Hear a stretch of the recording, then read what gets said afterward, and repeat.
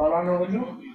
ঠিক আছে, তো সে কারণে আপনারা একটু, যেহেতু আকাশ একটু পরে 9টার দিকে প্রচুর বৃষ্টি শুরু হবে, আল্লাহ পাকে দেখছেন কি কুদরত, আমাদের নামাজ পড়ার একটা সুযোগ করে দিচ্ছে। বলেন আমিন। বলেন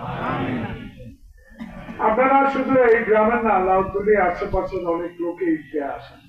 ইনশাল্লাহ আমরা ঈদগাহ একটা আধুনিক ঈদগাহ এখানে দেখি, আগামী ঈদের আগে যদি আমরা বাসি দেখার চেষ্টা করবো। আমরা